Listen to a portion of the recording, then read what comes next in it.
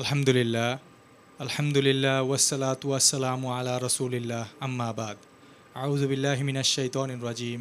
বিসমিল্লাহির রহমানির রহিম। আসসালামু আলাইকুম ওয়া রাহমাতুল্লাহি ওয়া বারাকাতুহু। সুপ্রিয় দর্শক শ্রোতা, তারবিয়া অনলাইন মাদ্রাসার পক্ষ থেকে আপনাদের সকলকে জানাচ্ছি আন্তরিক শুভেচ্ছা ও মুবারকবাদ। এবং আমরা অত্যন্ত আনন্দের সাথে ঘোষণা করছি যে আজ থেকে শুরু হতে যাচ্ছে আমাদের বহু প্রতীক্ষিত বহু অপেক্ষার একটি কোর্স, ইমাম নওবীর ৪০ হাদিস। কোর্স সম্পর্কে ডিটেল বলার আগে আমরা ইনশাআল্লাহ পবিত্র কোরআন থেকে কিছুটা তেলাওয়াত শুনব। তেলাওয়াত করতে আসছেন আমাদের হিফজ ডিপার্টমেন্টের সম্মানিত উস্তাদ তরিকুল ইসলাম। আসসালামু আলাইকুম ওরহমতুল্লাহি ওবরাকাতুহু। আউযু বিল্লাহি মিনাশ শাইতানির রাজীম। বিসমিল্লাহির রহমানির রহিম। وسارعوا إلى مغفرة من ربكم وجنة عرضها السماوات والأرض أعدت للمتقين الذين ينفقون في السراء والضراء والكاظمين الغيظ والعافين عن الناس والله يحب المحسنين والذين إذا فعلوا فاحشة أو ظلموا أنفسهم ذكروا الله فاستغفروا لذنوبهم ومن يغفر الذنوب إلا الله ولم يصروا على ما فعلوا وهم يعلمون أولئك جزاؤهم مغفرة من ربهم وجنات تجري من تحتها الأنهار خالدين فيها ونعم أجر العاملين صدق الله العظيم। মাশাআল্লাহ, জাযাকাল্লাহ খায়ের উস্তাদ তরিকুল ইসলামকে সুমধুর কণ্ঠে আমাদেরকে পবিত্র কোরআন থেকে তেলাওয়াত করে শোনানোর জন্য। অনুষ্ঠানের এই পর্যায়ে আমি ইমাম নওবীর ৪০ হাদিস সম্পর্কে কিছুটা বর্ণনা করতে চাই। আপনারা জানেন ইমাম নওবীর ৪০ হাদিস একটি বিখ্যাত হাদিস গ্রন্থ। সারা পৃথিবীতে যত তলিবুল ইলম আছে তারা এই কিতাবটিকে খুব ভালোভাবে অধ্যয়ন করে এবং তাদের বিগিনিং লেভেল থেকে তারা এই কিতাবটি পড়ে। তো সেই জিনিসটাকে লক্ষ্যে রেখে শাইখ প্রফেসর মুক্তার আহমেদ একটি পরিকল্পনা হাতে নেন এবং তিনি পরিকল্পনা করেন যে তিনি এই ইমাম নওবীর ৪০ একটি পূর্ণাঙ্গ হাদিসের কোর্স হিসেবে তারবিয়া অনলাইন মাদ্রাসার পক্ষ থেকে তিনি নিয়ে আসবেন আমাদের স্টুডেন্ট এবং যারা হচ্ছে হাদিস বিষয়ক পড়ালেখা করতে চান এবং অনলাইনে সুযোগ খুঁজছেন তাদের জন্য। তো মূলত আমাদের এই কোর্সটি ৪ মাস ব্যাপী চলবে। এটি মোট ৪২টি সেশনের একটি রেকর্ডেড কোর্স। এই কোর্সের প্রতিটি রেকর্ডেড সেশনের সাথে থাকছে আমাদের পিডিএফ যে লেকচার শিটগুলো, সেগুলো আমরা একই সাথে প্রত্যেকটা সেশনের সাথে প্রোভাইড করব এবং প্রতি মাসে একটি করে লাইভ সেশনের আয়োজন থাকবে, যেখানে আমাদের শিক্ষার্থীরা শায়েখের কাছ থেকে এই কোর্সের বিভিন্ন প্রশ্ন এবং তার উত্তর জেনে নেবেন এবং তাদের বিভিন্ন প্রশ্ন তারা তাদের মন থেকে যে কোনো ধরনের প্রশ্ন এই হাদিস সম্পর্কে আসতে পারে সেগুলো তারা ক্লিয়ার হয়ে নিতে পারবেন লাইভ সেশনগুলোতে। তো আমি আর বেশি কিছু বলতে চাচ্ছি না। ইনশাআল্লাহ শাইখ প্রফেসর মুক্তার আহমেদ নিজ মুখে তার এই অনবদ্য সৃষ্টি ইমাম নওবীর ৪০ হাদিস সম্পর্কে আপনাদেরকে বলবেন, ব্যাখ্যা করে দিবেন এবং তার লক্ষ্য এবং উদ্দেশ্য সম্পর্কেও আপনাদেরকে জ্ঞাত করবেন ইনশাআল্লাহ। আসসালামু আলাইকুম রহমতুল্লাহ। আসসালামু আলাইকুম রহমতুল্লাহি ওয়া বারাকাতুহু। বিসমিল্লাহ ওয়াসসালাতু ওয়াসসালামু আলা রাসূলিল্লাহ ওয়া আলা আলিহি ওয়া আসহাবিহি ওয়া মান ওয়ালা, আম্মা বা'দ। সবাইকে আন্তরিক প্রীতি, শুভেচ্ছা এবং অভিনন্দন জানিয়ে শুরু করছি ইমাম নওবীর বিখ্যাত ৪০ হাদিসের আজকের ওরিয়েন্টেশন প্রোগ্রাম। এবং আল্লাহ তাআলার কাছে আমরা শুকর আদায় করি আল্লাহ সুবহানাহু ওয়া তাআলা এই বিখ্যাত হাদিস গ্রন্থটি যেন আমরা একাডেমিক্যালি পড়তে পারি সেই তৌফিক আল্লাহ সুবহানাহু ওয়া তাআলা, সুযোগ আল্লাহ সুবহানাহু ওয়া তাআলা আমাদেরকে দিয়েছেন। এ কারণে আমরা আল্লাহ শুকর আদায় করে বলি আলহামদুলিল্লাহ। রাসূলুল্লাহ সাল্লাল্লাহু আলাইহি ওয়াসাল্লামের উপর দরুদ এবং সালাম বর্ষিত হোক। আল্লাহুম্মা সাল্লি ওয়া সাল্লিম ওয়া বারিক আলা নবিয়িকা মুহাম্মদ, আল্লাহুম্মা সাল্লি আলাইহি আল্লাহুম্মা বারিক আলাইহি। আজকে আমি এই ওরিয়েন্টেশন প্রোগ্রামে কয়েকটি বিষয় একটু আপনাদের দৃষ্টি আকর্ষণ করব এবং আমরা আল্লাহ তাআলার কাছে দোয়া করি, প্রার্থনা জানাই আল্লাহ সুবহানাহু ওয়া তাআলা যেন আমাদের আজকের এই আয়োজনটিকে কবুল করে নেন। আল্লাহুম্মা আমিন। রব্বি ইশরাহ লি সাদরি ওয়া ইয়াসসির লি আমরি ওয়াহলুল উকদাতাম মিন লিসানি ইয়াফকাহু কওলি। আল্লাহুম্মা আমিন ইয়া রাব্বাল আলামিন। প্রথমত আমরা বলতে চাই যে হাদিস পাঠ করা বা হাদিস চর্চা করা, হাদিস পড়া, এটি আমাদের প্রত্যেকের জন্যে অত্যন্ত গুরুত্বপূর্ণ এবং দিনের যেই কাজগুলো করা আমাদের জন্য ফরজ, তার মধ্যে একটি হলো জ্ঞান অর্জন করা। জ্ঞানের দুটো প্রধানতম উৎস আছে, একটি উৎস হলো কোরআন আর একটি উৎস হলো সুন্নাহ বা হাদিস। কোরআন আল্লাহ সুবহানাহু ওয়া তাআলার পক্ষ থেকে যেমনিভাবে এসছে, ঠিক হাদিসও কিন্তু আল্লাহ সুবহানাহু ওয়া তাআলার পক্ষ থেকে ইলহামের মাধ্যমে তার নবী মুহাম্মদুর রাসূলুল্লাহ সাল্লাল্লাহু আলাইহি ওয়াসাল্লাম আমাদেরকে জানিয়ে দিয়েছেন। কারণ আপনি যদি কোরআনের দিকে তাকান তাহলে দেখবেন আল্লাহ তাআলা বলেছেন ওয়ামা ইয়ানতিকু আনিল হাওয়া ইন হুয়া ইল্লা ওয়াহয়ুন ইউহা, যে রাসূলুল্লাহ সাল্লাল্লাহু আলাইহি ওয়াসাল্লাম তার মনের থেকে যা মনে চায় তা তিনি বলেন না, বরং ওহির মাধ্যমেই তিনি কেবল তার তথ্য, ইনফরমেশন অথবা তার নাসিহাগুলো তিনি প্রদান করেন। ওলামায়ে কেরাম তারা বলে থাকেন আল্লাহ সুবহানাহু ওয়া তাআলা তার রাসূলকে সরাসরি ওয়াহি দিয়েছেন, যেটি ওয়াহিয়ে মাতলু আমরা বলি, যেটি আমরা নামাজে পাঠ করি অর্থাৎ কোরআন, আর হচ্ছে ওহি গায়রে মাতলু অর্থাৎ হুইচ ইজ নট রিসাইটেড, যেটা আমরা পাঠ করি না নামাজে, সেটা হচ্ছে সুন্নাহ বা হাদিস। এমনকি আমাদের সালাফদের জীবনের দিকে আমরা তাকালে দেখব যে সালাফরা তারা বলেছেন যে রাসূলুল্লাহ সাল্লাল্লাহু আলাইহি ওয়াসাল্লামের কথাগুলোকে দুটো ভাগে বিভক্ত করা যায়। এর মধ্যে একটি ভাগ হলো যেটি দিনের সাথে সম্পৃক্ত, সরাসরি দিনই ইস্যু, এটা পুরোটাই আল্লাহ তাআলার পক্ষ থেকে ইন্সপায়ার্ড, এটা কোনোটাই তারা নিজের পক্ষ থেকে তিনি বানিয়ে বলেননি যে ফলে বা পরবর্তীতে তিনি এর জন্য রিগ্রেট করবেন না, এটা মানে ভুল বলেছে না এরকম হবে। আমরা যেমন কখনো ভুল বলে থাকি এবং রিগ্রেট করে থাকি, এটা কখনো ঘটে না। কিন্তু দুনিয়াবি কোনো ইস্যু যদি হয়, যেমন সেটা দুনিয়ার কোনো প্রফেশনাল ইস্যু, তাহলে সেখানে রাসূলুল্লাহ সাল্লাল্লাহু আলাইহি ওয়াসাল্লাম যদি কোনো কিছু বলেন, তাহলে সেখান থেকে তিনি আবার পরে অন্য কথা তিনি বলতে পারেন, এটা কোনো সমস্যা নেই। যেমন আপনারা জানেন রাসূলুল্লাহ সাল্লাল্লাহু আলাইহি ওয়াসাল্লাম যখন মদিনায় গেলেন, মদিনায় গিয়ে দেখলেন যে লোকেরা পুরুষ খেজুর গাছের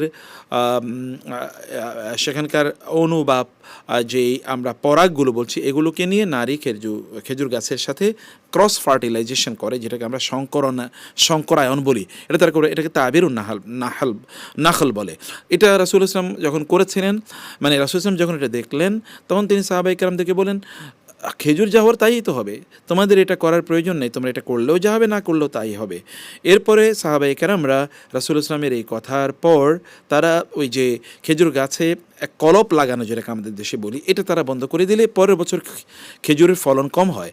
তারা রাসূলুল্লাহ সাল্লাল্লাহু আলাইহি ওয়াসাল্লামের কাছে আসে, রাসূলুল্লাহ সাল্লাল্লাহু আলাইহি ওয়াসাল্লাম বললেন যে তোমরা তোমাদের বি উমুরি আলামু বি উমুরি ইন্নাকুম আনতুম আলামু বি উমুরি দীনিকুম বি উমুরি দুনিয়াকুম, তোমাদের দুনিয়ার ব্যাপারে তোমরা ভালো জানো, অতএব আমি যেটা বলেছি এটা তো দুনিয়ার ইস্যু, অতএব এখানে তোমাদের নলেজ বা তোমাদের জানাটা আমার চেয়ে মানে অধিক অভিজ্ঞতার কারণে তোমাদের জানাটা আমার জানার চেয়ে বেশি এখানকার জন্য প্রযোজ্য হতে পারে। সেখানে রাসূলুল্লাহ সাল্লাল্লাহু আলাইহি ওয়াসাল্লাম তাদেরকে বলেছেন ঠিক আছে তোমরা আগের মতো করে তাবিরুন নাখল তোমরা করো। আমরা এরকম আরও অনেক ঘটনা আছে, যেমন যুদ্ধের ময়দানে যাওয়ার সময় রাসূলুল্লাহ সাল্লাল্লাহু আলাইহি ওয়াসাল্লাম সাহাবায়ে কেরামদের সাথে পরামর্শ করতেন। উহুদের যুদ্ধের কথা আপনারা জানেন, খন্দকের যুদ্ধে তো সেখানে সালমান আল ফারিসি রাদিয়াল্লাহু তাআলা আনহু তাকে দেখিয়ে দিয়েছেন বা বলে দিয়েছেন ইয়া রাসূলুল্লাহ, এটা কি আল্লাহর নির্দেশ নাকি আপনি নিজে সিদ্ধান্ত নিচ্ছেন, তাহলে আমার পক্ষ থেকে একটা পরামর্শ আছে। এবং তখন তিনি বললেন যে এইভাবে পরীক্ষা মানে খন্দক বা ডিচ গর্ত খনন করে আমরা কুরাইশ এবং তাদের যে আহাবিশ যে গোত্র আছে এদেরকে আমরা ঠেকিয়ে দিতে পারি, তারা যেন মদিনা আক্রমণ করতে না পারে। আবার বদরের যুদ্ধে কিন্তু মেকদাদ রাদিয়াল্লাহু তাআলা আনহু গিয়ে বলেন, ইয়া রাসূলুল্লাহ, আপনি যে এখানে তাঁবু তৈরি করছেন, এটিকে আপনার নিজের সিদ্ধান্ত নাকি আল্লাহর পক্ষ থেকে সিদ্ধান্ত? তিনি বলেন, না, আমার নিজের চিন্তা অনুসারে আমি এটি করছি। তখন তিনি বলেন, না, আমরা আরেকটু এগিয়ে গিয়ে তাঁবুটা করি, যেখানে পানি আছে পানিটা আমাদের দখলে নিয়ে যাই, তাহলে শত্রুরা এসে তারা পানি পাবেন। এবং যুদ্ধের ময়দানে সবচেয়ে গুরুত্বপূর্ণ যেই জিনিসটি মানুষের প্রয়োজন হয় বা যোদ্ধাদের জন্যই প্রয়োজন হয় তা হলো পানি, water. So water will be available in our part and will not be available in their part. এবং এই কারণে তারা স্ট্র্যাটেজিক্যালি তারা একটা উইকার সিচুয়েশনে বা উইকার পজিশনে তারা থাকবে। এরকম you know that many stories are there যেগুলো কেবলমাত্র দুনিয়ার সাথে সম্পৃক্ত।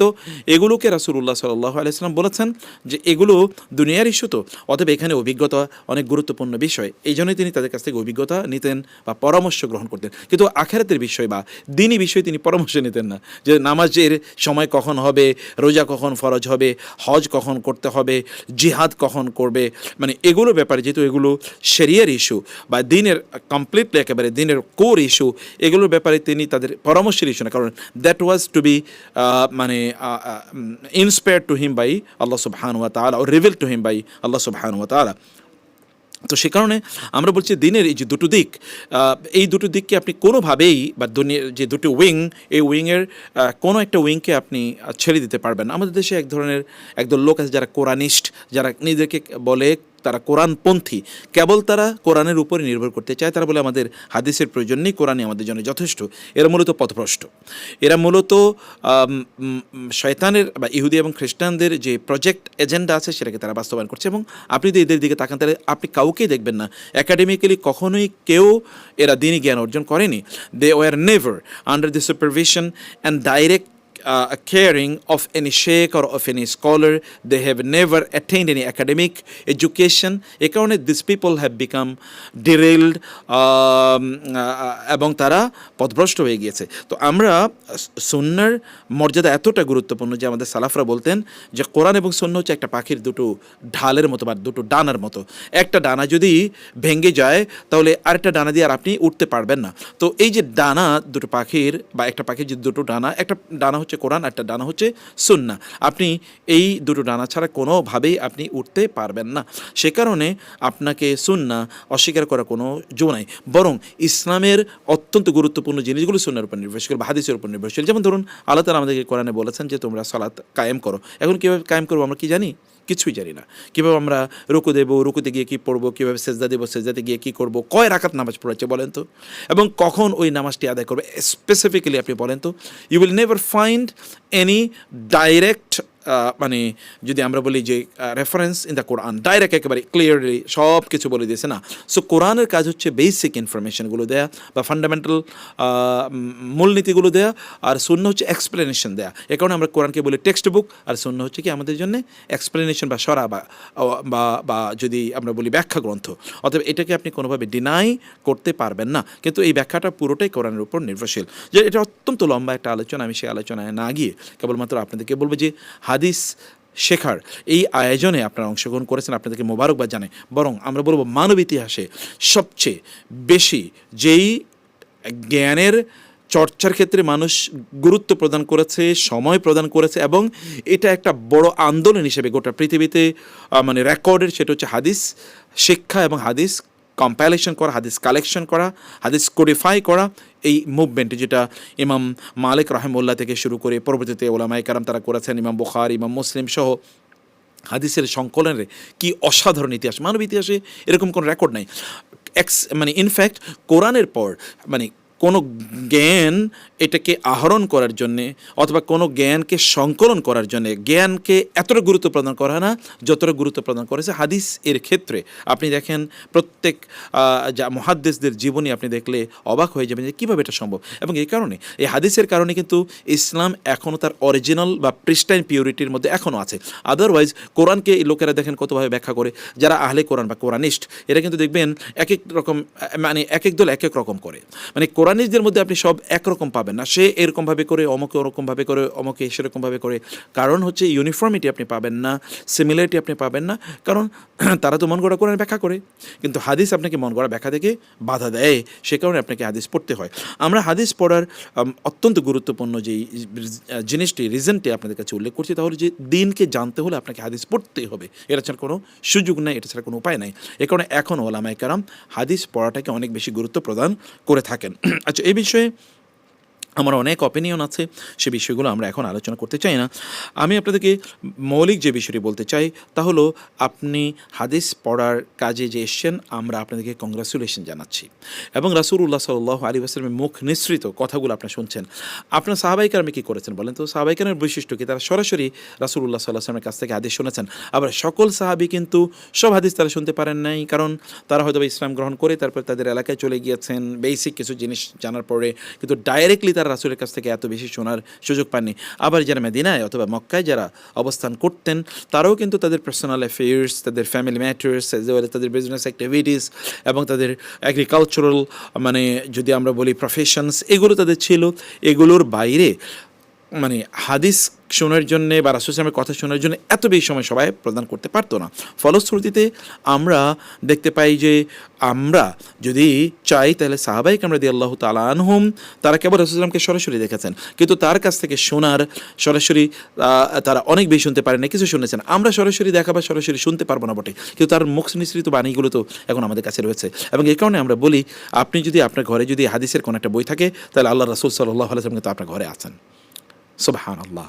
এটি এখনও আপনি কিন্তু স্পিরিচুয়ালি সাহাবায়ে কেরামদের মতো আপনি হতে পারবেন না, কিন্তু সাহাবায়ে কেরামের যেই মানে তাদের যে বৈশিষ্ট্য, স্পিরিচুয়ালি কিন্তু আপনি এরকম একটা বৈশিষ্ট্য লালন করতে পারেন। তারা শুনেছেন রাসূল সাল্লাল্লাহু আলাইহি ওয়াসাল্লামের কাছ থেকে, আপনি রাসূলের কাছ থেকে শুনে নেন, কিন্তু সেটা তো that is recorded in the books, এবং ইউ ক্যান স্টাডি, আপনি সেটা পড়তে পারেন। এবং এই কারণে যারা হাদিস শুনবে পরবর্তীতে, রাসূল ইসলাম বলে গিয়েছেন, যারা হাদিস শুনবে এবং যারা মানুষের কাছে হাদিসটাকে ট্রান্সমিট করবে, এই সকল ব্যক্তিদের আল্লাহ তাআলা তাদের চেহারাটাকে উজ্জ্বল করে দেবেন। হাদিসের শেষ বিখ্যাত সেই হাদিসটি, নাদ্দারাল্লাহু ইমরাআন সামিআ মিন্না হাদিসান ফাহাফিজাহু হাত্তা ইউবাল্লিগাহু, আল্লাহ তাআলা ওই ব্যক্তির চেহারাটাকে আলোকিত করেন, যিনি আমার কাছ থেকে একটা কথা শুনলো, তারপরে এটাকে সে সংরক্ষণ করলো, তারপর এটা মানুষের কাছে পৌঁছে দিল। ফারুব্বা হামিলু ফিকহিন ইলা মান হুয়া আফকাহু মিনহু, কারণ কখনো কখনো হতে পারে যিনি হাদিসটি অন্যের কাছে বলছেন, তিনি যতটুকু বুঝেছেন, যার কাছে বলা হয়েছে তিনি তার চেয়ে অনেক অনেক বেশি বুঝেছেন। যেমন চিন্তা করুন যে ইমাম বুখারী রাহিমাহুল্লাহ বা ইমাম মুসলিম অথবা ইমাম আবু হানিফা, ইমাম মালিক, ইমাম শাফি রাহিমাহুল্লাহ, তারা কোনো হাদিস যার কাছ থেকে শুনেছেন, যারা ওই হাদিসটি তাদের কাছে বলেছেন, তারা যতটুকু বুঝতে পেরেছেন, এই ইমামরা তার চেয়ে অনেক বেশি বুঝেছেন। কারণ কি, ওই যে রাসূল সাল্লাল্লাহু আলাইহি ওয়াসাল্লাম বলে গেছেন যে ফারুব্বা হামিলি ফিকহিন ইলা মান হুয়া আফকাহু মিনহু, হতে পারে কেউ কোন একটা হাদিস অন্যের কাছে বহন করে নিয়ে যাচ্ছে, যিনি বহন করে নিয়ে গিয়েছেন তিনি যতটা বুঝেন, যার কাছে নিয়ে যাওয়া হচ্ছে তিনি তার চেয়ে অনেক 1000 টাইমস বেটার মোর তিনি সেটি বুঝতে পারেন। এবং তিনি বললেন ওয়ারুব্বা হামিলু ফিকহিন লাইসা বিফাকিহিন, কখনো কখনো এমন অনেক হাদিস বর্ণাকারী আছে যিনি ফকি না, কিন্তু তিনি যার কাছে নিয়ে গেছেন তিনি ফকি, তিনি এটা অনেক ভালো করে বুঝতে পারেন। এ কারণে সুফিয়ান ইবনে উয়াইনা রাহিমাহুল্লাহ তিনি বলেছেন, লাইসা মিন আহলিল হাদিসি আহাদুন ইল্লা ওয়া ফি ওয়াজহি নাদরাতুন লিহাদাল হাদিসি, আমি এমন কোন আহলে হাদিস, মানে হাদিসের জ্ঞান অন্বেষণ করেছে এমন কোন ব্যক্তিকে আমি দেখি না যার চেহারা এরকম উজ্জ্বল নয়, আলোকিত নয়, নূর তার চেহারা ভাসে। সুবহানাল্লাহ। আমি আপনাদেরকে নূরের জগতে স্বাগত জানাচ্ছি, আমি আপনাদেরকে নূরের জগতে স্বাগত জানাচ্ছি, যেখানে যেই চর্চাটি আপনাদের চেহারাটাকে আলোকিত করে দেবে। এবার সুফিয়ান ইবনে উয়াইনা বিখ্যাত তাবেঈ, তিনি বলছেন যে যারা হাদিস নিয়ে চর্চা করেছে তাদের প্রত্যেকের চেহারা আমি নূর দেখেছি, আলো দেখেছি, উজ্জ্বল্য দেখেছি। তো আমরা আপনাদেরকে সেই জায়গায় বলি। এবং এই কারণে ইমাম শাফি রাহিমাহুল্লাহ তিনি বলেছেন, আলুল হাদিসে ফি কুল্লি জামানিন কাস সাহাবাতি ফি জামানিহিম, অর্থাৎ রাসূল সাল্লাল্লাহু আলাইহি ওয়াসাল্লামের যুগে সাহাবীরা যেমন ছিল, এখনকার যুগে যারা হাদিস চর্চা করেন তারা এমন। এই যুগের রাসূলের যুগে সাহাবায়ে কেরামরা শ্রেষ্ঠ, আর এই যুগে হচ্ছেন যারা হাদিস চর্চা করেন তারা শ্রেষ্ঠ। ওয়াকানা ইয়াকুলু, তিনি আরো বলতেন, ইযা রাআইতা সাহিবা হাদিসিন ফাকান্নি ইযা রাআইতু সাহিবা হাদিসিন ফাকান্নি রাআইতু আহাদা মিন আসহাবি রাসূলিল্লাহি সাল্লাল্লাহু আলাইহি ওয়াসাল্লাম, আই ওয়ান্ট টু ক্রাই। তিনি বলেছেন, আমি যখন এখন কোন হাদিস পাঠ করে, হাদিস পড়ে এরকম কোনো লোকেরই দেখি, তখন আমার মনে হয় আমি বুঝি আল্লাহর রাসূলের সাহাবীকে দেখছি রাদিয়াল্লাহু তাআলা আনহুম আজমাইন।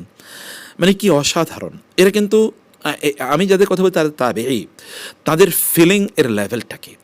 সত্যিকার অর্থে আপনি সাহাবী হতে পারবেন না, সেটা হওয়ার সুযোগও নেই, কারণ আপনাকে রাসূল সাল্লাল্লাহু আলাইহি ওয়াসাল্লামকে ঈমান সহ দেখতে হবে সাহাবী হতে হলে। কিন্তু আপনি সেই ফিলটা কিন্তু নিতে পারেন। সাহাবায়ে কেরামরা যেভাবে রাসূলুল্লাহ সাল্লাল্লাহু আলাইহি ওয়াসাল্লাম কাছ থেকে কথা শুনেছিলেন।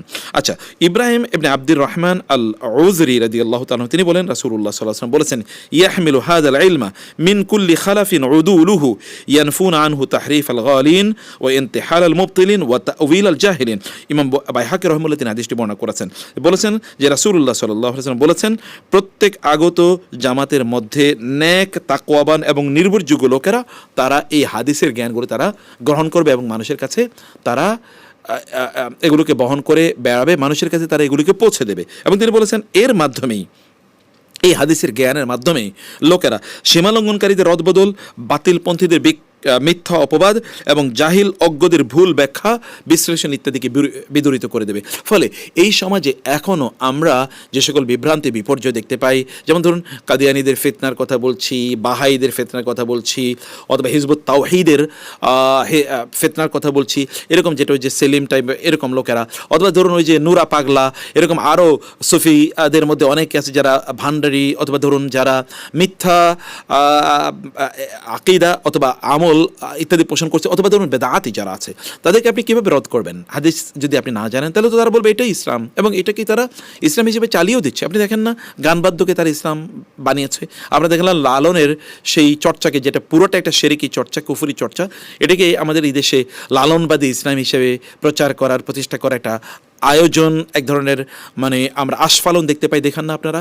কারণ একটাই, তা হচ্ছে যে হাদিসের জ্ঞান মানুষের না থাকার কারণে। অতএব আমরা আপনাদেরকে বলবো যে আপনারা একটা বড়, একটা চমৎকার জায়গায় এসছেন, এবং এই কারণে ইমাম শাফি রাহিমাহুল্লাহ বলেছেন, লাউলা আহলুল মাহাবিরি লা খাতাবাতিল জানাদিকাতু আলাল মানাবিরি, অর্থাৎ এই হাদিসের জ্ঞান এর অধিকারী লোকেরা যদি না থাকতো, তাহলে জিন্দিকরা মানে নাস্তিকরা, মোরতাদরা, তারা মিম্বরে গিয়ে মানুষকে খুতবা দিয়ে শোনাতো যে এই হচ্ছে ইসলাম। অর্থাৎ এই কারণে তারা যেতে পারে না, কারণ তাদের কাছে তো যাওয়ার, তাদেরকে তো রদ করার বা তাদেরকে প্রত্যাখ্যান প্রতিহত করার মতো কিন্তু সেরকম আহলুল হাদিস এবং আহলুল ইলম তারা সেখানে আছেন। তো আমরা এই কারণে এই জায়গাটিতে গুরুত্বের সহকারে যে বিষয়টি বলতে চাই, তাহলে যে আপনারা হাদিসের জ্ঞান অর্জন করা থেকে নিজেকে বঞ্চিত করবেন না। কেন নিজকে বঞ্চিত করবেন?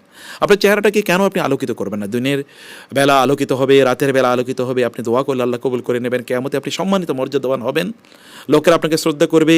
এই ফেরেশতারা আপনার জন্য তাদের ডানাগুলো বিছিয়ে দেবে, তাদের পেখমগুলো বিছিয়ে দেবে ফেরেশতারা, এবং জমিনের বিভিন্ন প্রাণী, এমনকি কীট পতঙ্গ আপনার জন্য দোয়া করবে, সমুদ্রের মাছ এবং অন্যান্য যে সকল সমুদ্রের প্রাণীগুলো আছে আপনার জন্য দোয়া করবে। অতএব জমিনের প্রাণীরা এবং আরশের যেই সেখানকার যারা আছেন সেই পবিত্র আত্মাগুলো অর্থাৎ ফেরেশতারা আপনার জন্য দোয়া করবে। কেন করবেন না আপনি? এবং আপনি দিন এর প্রচার বা দিনের খেদমত যদি করতে চান, তাহলে তার এর চেয়ে উত্তম আর কোন পদ্ধতি আছে? রাসূল সাল্লাল্লাহু আলাইহি ওয়াসাল্লামের কথা, এটাকে আপনি চর্চা করছেন এবং এগুলো আপনি মানুষের কাছে পৌঁছে দেবেন। আচ্ছা, আমরা এতটুকু বলার পর এরপর ইমাম নববীর 40 যে কোনো 40 হাদিসের কাছে আমরা একটু আপনাদেরকে নিয়ে আসতে চাই। মানে আলী রাদিয়াল্লাহু তাআলা বর্ণনা করেছেন, আব্দুল্লাহ ইবনে মাসউদ বর্ণনা করেছেন, মুআয ইবনে জাবাল, আব্দুল্লাহ ইবনে ওমর, আব্দুল্লাহ ইবনে আব্বাস, আনাস ইবনে মালিক, আবু হুরায়রা, আবু সাঈদ আল খুদরি রাদিয়াল্লাহু তাআলা আনহুম আজমাইন, তার প্রত্যেকে একটি হাদিস বর্ণনা করেছেন। সে হাদিসটি কি? সে হাদিসটা হচ্ছে রাসূল সাল্লাল্লাহু আলাইহি ওয়াসাল্লাম বলেছেন, মান হাফিজা আলা উম্মতি 40 হাদিসান মিন আমরি দীনিহা বাআসাহুল্লাহু ইয়াওমাল কিয়ামাতি ফি জুমরাতিল ফুকাহা ওয়াল উলামা। রাসূল সাল্লাল্লাহু আলাইহি ওয়াসাল্লাম বলেছেন, কেউ যদি আমার উম্মতের মধ্যে কেউ যদি নিজের জন্য উম্মার জন্য 40টি হাদিস পড়ে, মুখস্থ করে এবং এগুলোকে চর্চা করে, এগুলোর জ্ঞানকে মানুষের মাঝে বিতরণ করে, তাহলে কিয়ামতের দিন আল্লাহ তাআলা এই ব্যক্তিকে ফকি এবং আলেম, আল্লাহ অর্থাৎ জ্ঞানী এবং যারা দিনের সূক্ষ্ম ধারণা রাখেন, এরকম ফকি এবং এরকম আলেমদের কাতারে তাদেরকে উত্থিত করবেন। সুবহানাল্লাহ। আলেমরা, আপনারা জানেন, আলেমরা, ফকিরা কিয়ামতের দিন কিন্তু সুপারিশ করবে মানুষের জন্য, অনেক পরে গিয়ে সুপারিশ করবে, কিন্তু তারাও সুপারিশ করবে। তারা এতটা মর্যাদাবান হবে যারা আল্লাহর আরশের নিচে ছায়ায়, আরশের ছায়া বা আরশের নিচে যারা আশ্রয় পাবেন বা ছায়া পাবেন, তাদের অন্তর্ভুক্ত আপনি হয়ে যাবেন। যে 40টি হাদিস যদি আপনি মনোযোগের সাথে পড়েন এবং মনোযোগের সাথে মুখস্থ করেন। আমরাও কিন্তু আমাদের আজ এই কোর্সটার ম্যাথোডোলজি নিয়ে আমরা আপনাদের সাথে আলোচনা করবো এবং আমরা আপনাদেরকে বলবো যে এগুলোকে আপনারা অনুগ্রহ করে ছোট করে দেখবেন না বিষয়টাকে। আমি অনেক লম্বা আলোচনা যেন না হয় এই কারণে সংক্ষেপে কয়েকটা বিষয় একটু আপনাদেরকে বলে যেতে চাই। আচ্ছা, ইমাম নবী রহমতুল্লাহর 40, এবার আমরা 40 হাদিসের কথা বললাম, যে কোনো 40, কিন্তু ইমাম নবীর 40-এর বা এই 40 হাদিসের, যেটা ইমাম নববীর 40 হাদিসের, এটার আসলে ফজিলা বা এটার আসলে ব্যাখ্যা কি? ইমাম নববী রহমাতুল্লাহ তিনি নিজেই বলেছেন যে এর মধ্যে দিনের সবচেয়ে মৌলিক জিনিসগুলো তিনি একত্রিত করেছেন। মানে দিনের তো অনেক শাখা প্রশাখা আছে, কিন্তু একেবারে মৌলিক জিনিসগুলো তিনি একত্রিত করেছেন। যেমন ধরুন, দিন যেই বক্তব্যের উপর ভিত্তিশীল সেটাকে তিনি 1 নম্বর হাদিস হিসেবে উল্লেখ করেছেন, তা হলো ইন্নামাল আমালু বিন্নিয়াত। মানে আমলগুলো আপনি সওয়াব বা প্রতিদান পাবেন, পুরস্কার পাবেন কেবল নিয়তের কারণে, অন্য কোনো কারণে পাবেন না আপনি। অতএব নিয়তকে আপনাকে পরিশুদ্ধ করতে হবে। নিয়ত কি? আল্লাহ রাসূলের, মানে আল্লাহ তাআলা সন্তুষ্টি, রাসূল ইসলামের অনুসরণ, ব্যাস। আপনি যদি আল্লাহ সন্তুষ্টির জন্য ইবাদত না করেন, তাহলে আপনি 1000 কোটি বার হজ করলে, আপনি হাজার হাজার মসজিদ নির্মাণ করলেন, সারা রাত নামাজ আদায় করলেন, প্রচুর পরিমাণ দান সাদা করলেন, এমনকি আল্লাহর রাস্তায় যদি আপনি মারাও যান, মানে শহীদ হন, তাইলেও কিন্তু জাহান্নাম আপনাকে, আমাকে, মানে লোকজনকে দিয়ে উদ্বোধন করা হবে, তাই না?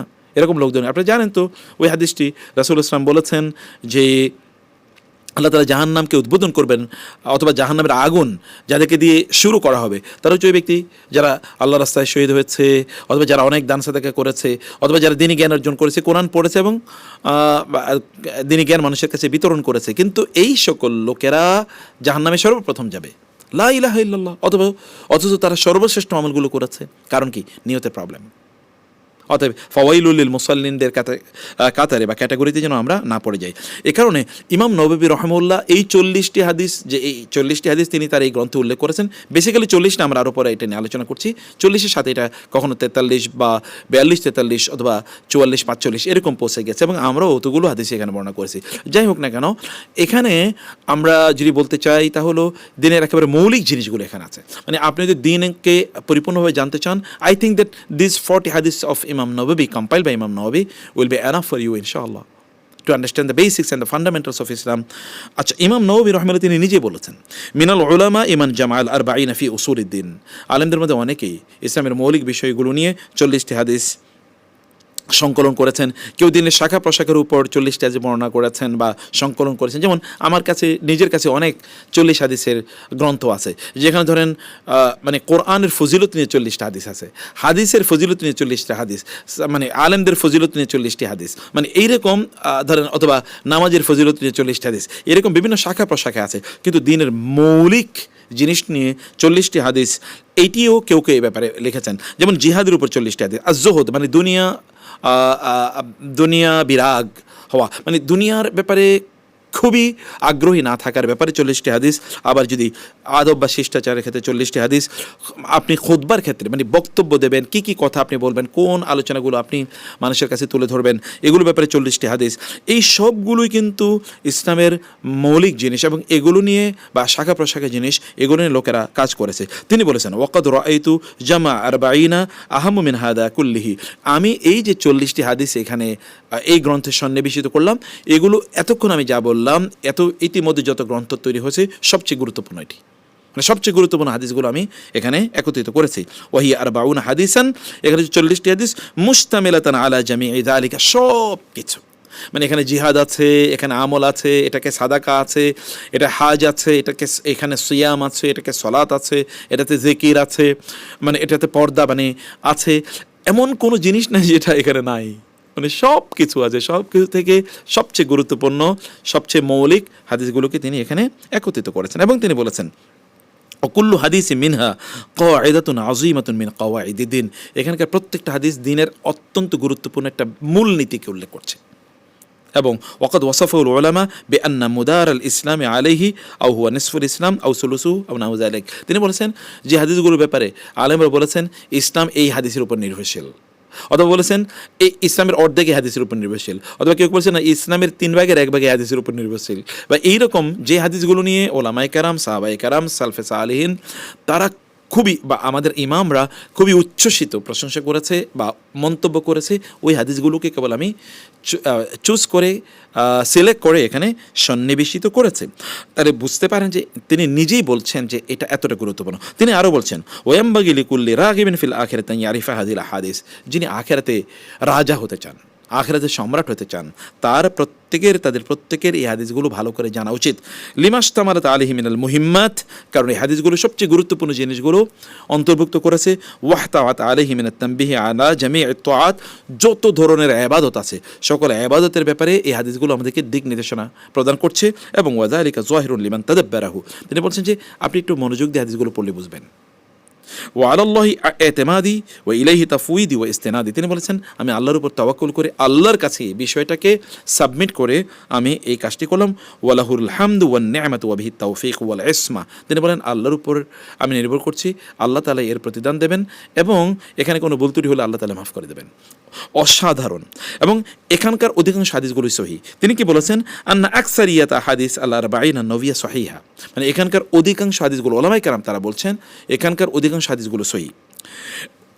এর মানে এখানে কিছু কিছু হাদিস আছে যে হাদিসগুলো হাসান পর্যায়ের, কেউ এখানকার দু একটা হাদিসের ব্যাপারে বলেছেন হাদিসগুলো দুর্বল, কিন্তু ইমাম নববী রাহিমাহুল্লাহ এর কথা বলতে গিয়ে তিনি বলেছেন যে এখানে আমি প্রত্যেকটা হাদিস ইস্তেখারার উপর নির্ভর করে ইস্তেখারা করে আমি হাদিসগুলো এখানে লিখেছি।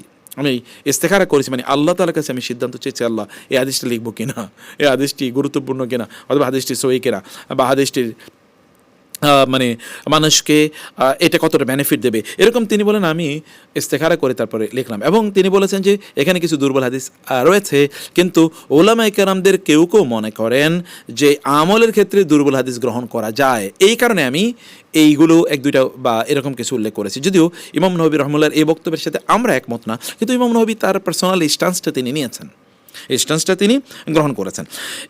ইনি ওলামায়ে কেরামরা তারা মানে এই ইমাম নববী রাহিমাহুল্লাহ এবং ইমাম নববী রাহিমাহুল্লাহর এই আরবাউন আন-নওবিয়া, মানে এই 40 হাদিসের ব্যাপারে আলেমরা কি বলেছেন, মানে এই গ্রন্থের ব্যাপারে আলেমরা কি বলেছেন। আপনি যে এই গ্রন্থটা বা এই কোর্সটা আপনি করতে এসছেন, আলেমরা কি বলেছেন। সৌদি আরবের এখনকার সবচেয়ে বড় আলেম আব্দুল মুহসিন আল আব্বাদ তিনি নিজে বলেছেন, ওয়াকাদ তালাক্কা উলামাউল উম্মতি হাযাল কিতাব বিল কবুল, ওলামায়ে কেরামরা যুগ যুগ ধরে এই গ্রন্থ যেই দিন লেখা হয়েছে সেই দিন থেকে লোকেরা হুমড়ি খেয়ে পড়েছে বই পড়ার জন্য।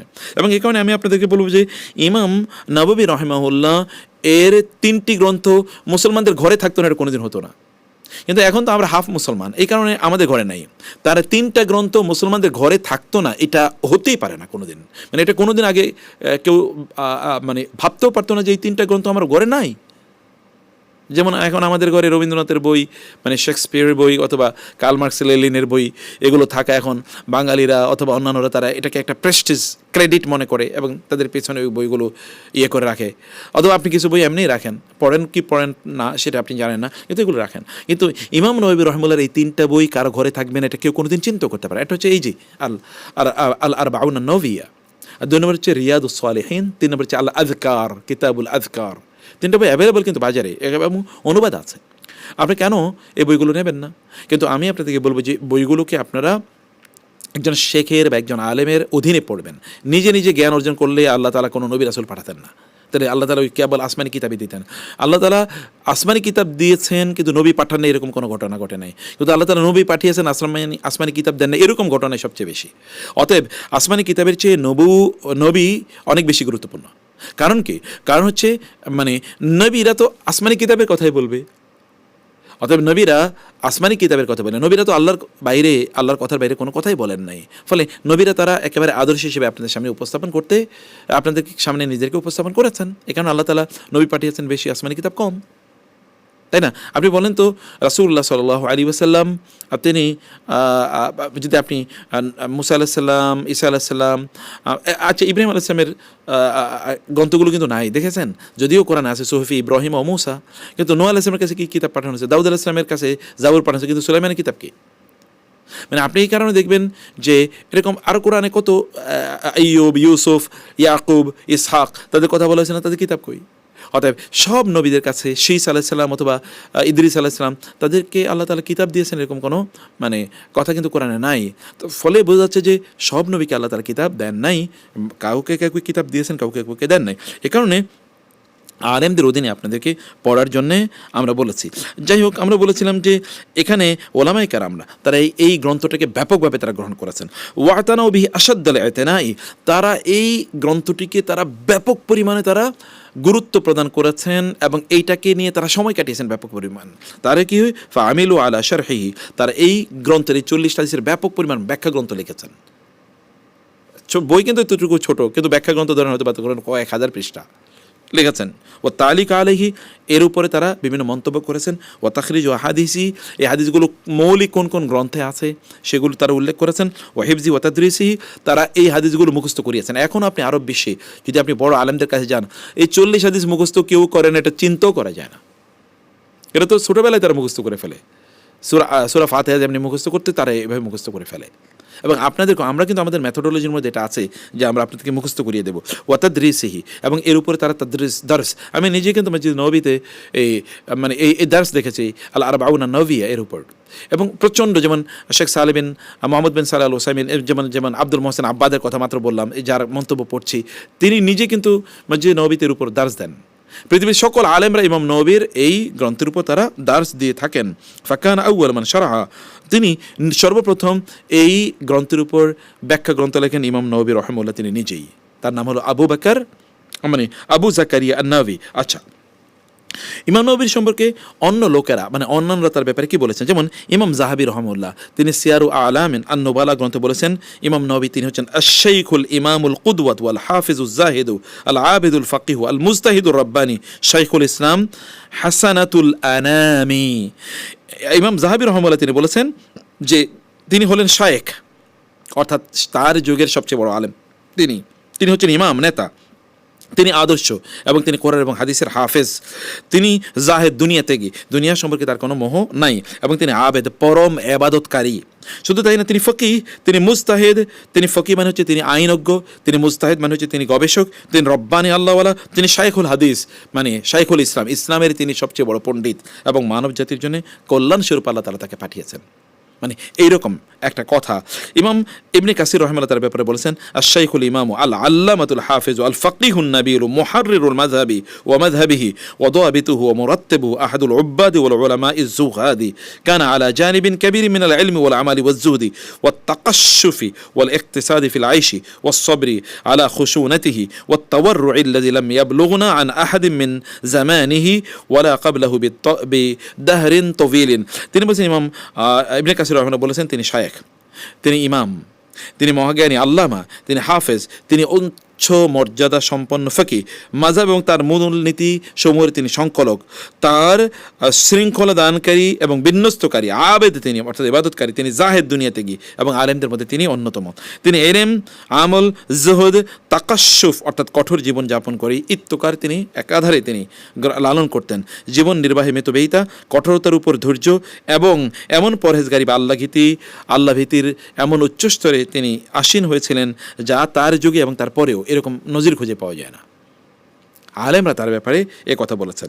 অতএব আমরা ইমাম নববী রাহিমাহুল্লাহ এর ব্যাপারে কিন্তু আরও অনেক মন্তব্য আমরা পাই, সেদিকে আমরা যাচ্ছি না। আমরা বলছিলাম যে ইমাম নববীর 3টা গ্রন্থ, এটা প্রত্যেকের ঘরেই থাকা এটা বাধ্যতামূলক ছিল কোনো এক সময়। এখন আপনারা এখন থেকে এটাকে বাধ্যতামূলক করে নেন।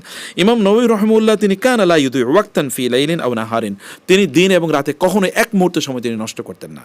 তিনি কেবল পড়াশোনা অথবা জ্ঞান চর্চা, জ্ঞান বিতরণ এর মাঝে তিনি ব্যস্ত থাকতেন। হাত্তাফি জাহাবি ফিতর, এমনকি তিনি রাস্তা দিয়ে যখন যেতেন, যাওয়ার সময় তিনি পড়তেন, যেতে পড়তেন, আস্তে আস্তে তিনি পড়তেন, এবং তিনি যা পড়েছেন এগুলো তিনি ওইখানে তাকরার করতেন, মোতালা করতেন। মোতালা মানে রিভিউ করতেন তিনি রাস্তায় হাঁটতে, এবং এই কারণে ওনারা মনে করতে তিনি অন্যমনস্ক না, তিনি তো যে মোতালা করছেন, তিনি রিভিউ করছেন, রিভাইজ করছেন, তিনি যা পড়েছেন এটাকে একটু মনে করার তিনি চেষ্টা করতেন।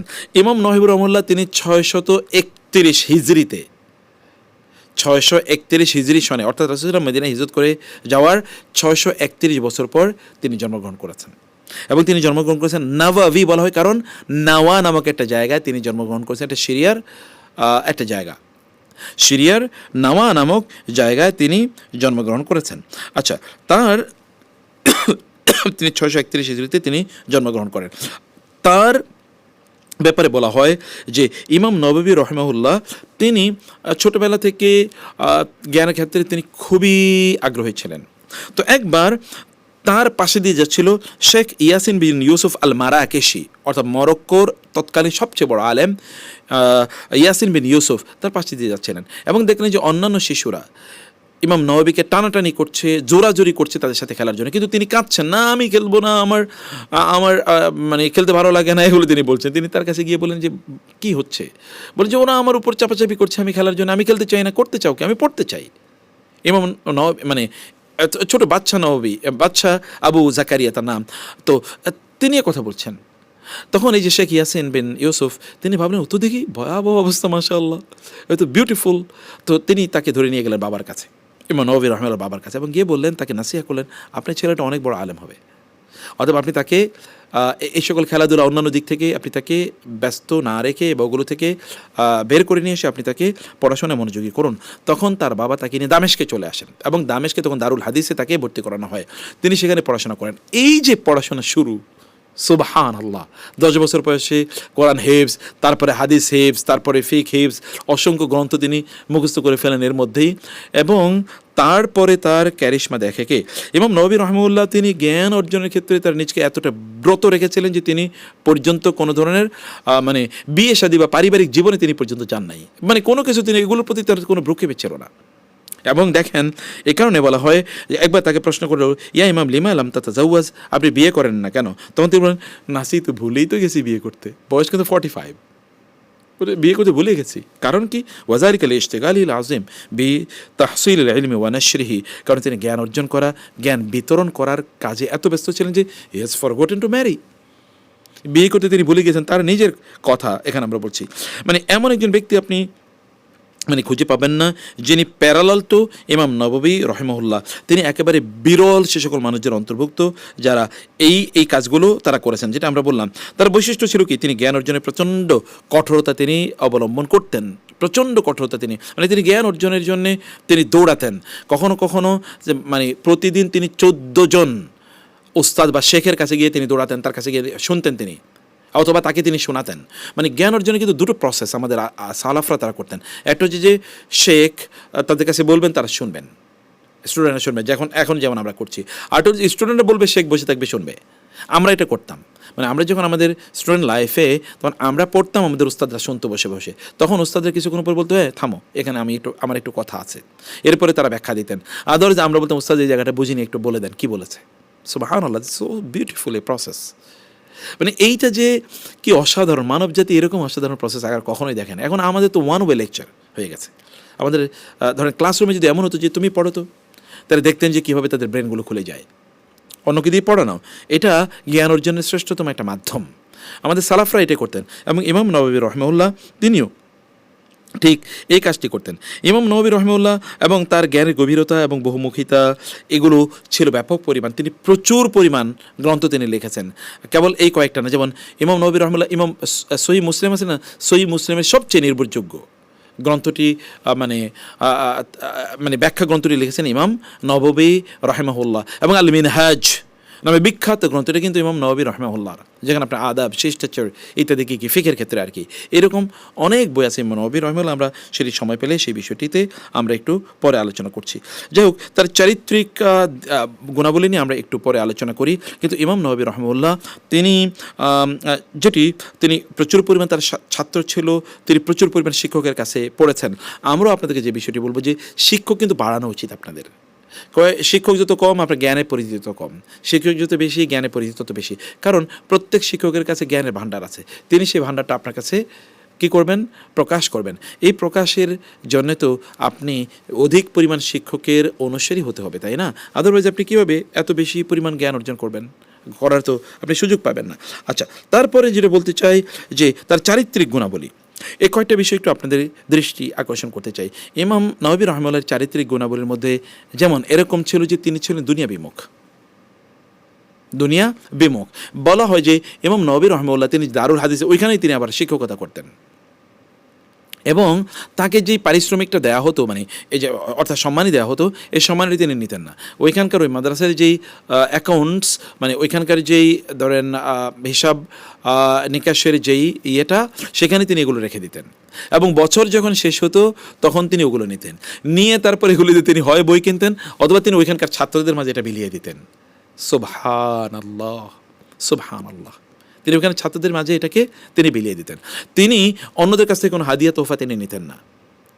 তিনি দার্সের জন্য কোনো হাদিয়া তোহফা তিনি কোনোটাই নিতেন না। তিনি তার জীবনকে, কারণ ওই যে আমরা বলেছি তিনি পরিবারই গঠন করেন নাই, সংসারই গঠন করেন নাই, কেবল দার্স এবং তাসনিফ তাদরিস বলা হয়, অর্থাৎ লেখা এবং পড়ানো, এর বাইরে তিনি কোনো কাজই করেন নাই। এবং এই কারণে তার জামাটা কিন্তু তার মা বানিয়ে দিতেন। তার মা তাকে যে বানানো জামা দিয়ে যে জামা তাকে বানিয়ে দিতেন ওইটাই তিনি পরতেন, কারণ অন্য জায়গায় জামা কেনার মতো তার সামর্থ্য ছিল না, অথবা তার কিন্তু টাকা ছিল, কিন্তু এগুলো তিনি ওই যে সাদাকা করে দিতেন তার ছাত্রদের মাঝে অথবা মাদ্রাসার ফান্ডে তিনি এগুলো দিয়ে দিতেন। আচ্ছা, তিনি আরও কী করেছেন? তিনি ছিল যে বললাম দুনিয়া বিমুখ। তিনি খেতেন খুব কম, দিনের বেলা একবেলা খেতেন এবং একবার তিনি পান করতেন, মানে পানি খেতেন একবেলা, খাবার খেতেন এটা তাও এশায় তিনি এটা খেতেন, আর অন্য সময় তিনি খেতেন না, কারণ তাহলে তিনি মানে হয়ে যাবেন, তাহলে তিনি মানে খাবার কারণে তো মানুষ ভারী হয়ে যায়, তখন আর ইবাদত বা তখন আর জ্ঞান অর্জন করা, জ্ঞান বিতরণ করে এই কাজটা করতে পারবে না। এ কারণে এমন হয়েছে যে একবার তার জুহুদের লেভেলটা দেখেন, যে ইমাম নবী রহমানের কাছে একবার মানে সিরিয়ার বাগান থেকে কিছু ফল নিয়ে আসলো। তিনি বলেন, না আমি এটা খাইতে পারি না। বলে, কেন? ইয়া ইমাম, এটা তো কৃষকরা আপনাকে দিয়েছে। বলে, কৃষকরা এটা পেয়েছে কোত্থেকে? এগুলো তো সব মিশরের এই মানে সিরিয়ার এই সম্পত্তিগুলো সব ওয়াকফের সম্পত্তি। অতএব এই ওয়াকফের সম্পত্তি যখন কেউ নেয় তখন তাকে প্রপার চুক্তি, কন্ট্রাক্ট ইত্যাদির মাধ্যমে নিতে হবে। কিন্তু যারা এখানে রাষ্ট্র পরিচালনা করে, আপনারা জানেন তো, শাসক যারা, ইন মোস্ট অফ দ্য কেজে শাসকরা দুর্নীতিবাজ থাকে। ইন মোস্ট অফ দ্য কেজে আমরা কিন্তু ওই সময় কথা বলছি, শাসকরা দুর্নীতিবাজ। অতএব তারা হতে পারে তাদের কোনো আত্মীয়কে এটা লিজ দিয়েছে, অথবা যারা লিজ নিয়েছে তারা হতে পারে শাসকদের মধ্যে কাউকে ঘুষ বা ইত্যাদি দিয়েছে বা উপহার দিয়েছে, উপঢৌকন দিয়েছে, এবং এই কারণে কম পয়সা তারা এটা পেয়েছে। ফলে আমি যেটা খাচ্ছি এর মধ্যে তো সন্দেহ আছে। আপনি এবার চিন্তা করে দেখেন তো জুহুদের লেভেল কি। এবং এই কারণে ইমাম শাফি রহমাহুল্লাহ বলেছেন, শাকাউতু ইলা ওয়াকিইন সুআ হিফজি ফাআরশাদানি ইলা তারকিল মাআসি। আমি একবার আমার উস্তাজ ওয়াকিয়ের কাছে গিয়ে বললাম, আমি পড়ি কিন্তু মুখস্থ হয় না। ইমাম শাফি যিনি মুখস্থ করতেন জিনের মতো করে, মানে বলা হয় আমাদের দেশে আর কি, এইদিকে পড়লো ওইদিকে একেবারে ফটোজেনিক মেমোরি মুখস্থ হয়ে যেত। তিনি বলছেন, আমি আমার উস্তাদের কাছে গিয়ে বললাম, আমার তো মুখস্থ কম হচ্ছে। তখন আমার উস্তাদ আমাকে বললেন, তুমি গুনাহ কমিয়ে দাও, তুমি গুনাহ করা কমিয়ে দাও। কারণ গুনাহ হচ্ছে এমন যে গুনার কারণে একজন ব্যক্তি তিনি মানে ভালো কাজ ইবাদত করার জন্য তিনি কোনোভাবে আগ্রহ বোধ করেন না একদিকে, এবং তার ব্রেন এর ক্যাপাসিটি কমে যায়। এখন দেখেন আমাদের অবস্থা একবার চিন্তা করে দেখেন, এই যে আমরা দেখবেন যে ছোটোখাটো হিসাবগুলো পর্যন্ত জানি না, কিছুক্ষণ পরে সব কিছু বলে যায়। দেখবেন আপনার এই কিছুক্ষণ আগে কী বলেছেন মনে নেই আপনার। গোটা পৃথিবী দেখেন ক্যালকুলেটর নিয়ে বাজারে যায়, মাছের বাজারে যায় ক্যালকুলেটর নিয়ে, কাঁচা বাজারে যায় ক্যালকুলেটর নিয়ে। আর এখনও দেখেন এমন অনেক লোক আছে যারা ক্যালকুলেটর, কিসের ক্যালকুলেটর, তারা এমনিতেই কোটি কোটি তারা হিসাব করে ফেলছে। অতএব হারাম সত্যিকার অর্থে একজন ব্যক্তির ব্রেনের ক্যাপাসিটিকে লোপ করে দেয়। এখন সব ল্যাবরেটরিতে গিয়ে গবেষণা করে বের করে। ডক্টররাও এখন দেখবেন আপনি পরীক্ষা নিরীক্ষা ছাড়া কিছু বলতে পারেন, কিন্তু আমাদের প্রাচীন ডাক্তাররা তারা কি সবই ল্যাবরেটরি টেস্টের মাধ্যমে তারা করেছে? এমনি কি তারা করেন নাই? চিকিৎসা কি তখন ছিল না? হ্যাঁ, ইয়াস, আমরা কি তাহলে এটা সুবিধা নেব না? অবশ্যই সুযোগ নেব। কিন্তু আমরা বলছি যে দিনদারি অথবা আপনার ধরুন জ্ঞানের প্রজ্ঞার লেভেল এগুলো বাড়বে যদি আমরা কি করি, আমরা যদি আমরা গুনাহকে পরিত্যাগ করি। ইমাম নববী রাহিমাহুল্লাহ তিনি এগুলো একেবারেই কাছাকাছি যেতেন না, এবং এই কারণে আল্লাহ তাআলা তার ব্রেনকে এতটা শার্প বা এতটা মর্যাদাপূর্ণ আল্লাহ সুবহানাহু ওয়া তাআলা তার ব্রেনকে করে দিয়েছেন। তিনি কেবলমাত্র, এমন অনেক আলেমরা আছেন যারা ধরুন কেবলমাত্র তাদরিস তাসনিফ, অর্থাৎ তারা কেবলমাত্র জ্ঞান অর্জন, জ্ঞান বিতরণ এবং বই রাখা ইত্যাদির মাঝে তারা ব্যস্ত থাকেন, কিন্তু তারা কোনোভাবেই সমাজে যে সকল অন্যায় বা আচরণগুলো চলছে এগুলোর বিরুদ্ধে তারা কোনোদিনই কোনো কথাবার্তা বলেন না। কিন্তু ইমাম নববী রাহিমাহুল্লাহ তিনি এগুলোর উপর, মানে তৎকালীন শাসকদের অথবা যারা সমাজ পরিচালনা করতো এরা যদি কোনো অন্যায় করতো, এই অন্যায়ের বিরুদ্ধে পর্যন্ত ইমাম নববী রাহিমাহুল্লাহ তিনি দাঁড়িয়ে যেতেন। এরকম দুটো ঘটনা এরকম আছে। এর মধ্যে একটা হচ্ছে যে সুলতান বাইবার্সের সাথে তার দুটো বিখ্যাত ঘটনা আছে। সিরিয়ার দুটো ঘটনা, একটা ঘটনা হচ্ছে যে সিরিয়ার বাগানগুলোর উপর একবার সুলতান বাইবার্স, যিনি মিশরের সুলতান ছিলেন এবং তিনি এই অঞ্চলটা দখল করেছেন, এবং তিনি এটা তাতারদের বিরুদ্ধে যুদ্ধের পর তো তাদের বিরুদ্ধে মানে ওই যে ক্রুসেডের পর আর কি, তো তিনি ওরা মানে মিশরের ইয়েরা এগুলো দখল করে নিয়েছিলেন। দখল করে নিয়ে যাওয়ার পর তারপরে ইমাম নববী রহমাউল্লাহ মানে যে হোক এইটা তখন মিশরের সুলতান এগুলো নেয়ার পরে তারপরে তিনি নিষেধাজ্ঞা জারি করলেন যে এই সকল বাগানের ফল অন্য কেউ নিতে পারবে না, এগুলো সব রাষ্ট্রীয় বা এগুলো সব সম্রাটের বা রাজার বা খলিফার সম্পদ। এগুলো ইমাম নববী রহমাউল্লাহ তার কাছে চিঠি লেখেন, হতেই পারে না, এগুলো মানুষের সম্পদ। এবং আপনি জানেন যে রাজা এগুলো মালিক হতে পারে না, এটা মালিক হবে কারণ আল্লাহ রাসূল সাল্লাল্লাহু আলাইহি ওয়াসাল্লাম বলেছেন কেউ যদি কোনো শত্রুদের কাছ থেকে যদি কেউ কোনো জমি মানে তার সাথে যুদ্ধ করে যদি এটা দখল করে নিয়ে যায় তাহলে এটা তার। শর্ত হলে তিনি এখানে কৃষি পণ্য উৎপাদন করতে হবে। তো এটা তো কৃষকদের, আপনি তাদের উপর এটা চাপিয়ে দিচ্ছেন কেন? তখন তিনি বলেন যে না, এটা আমি মালিক।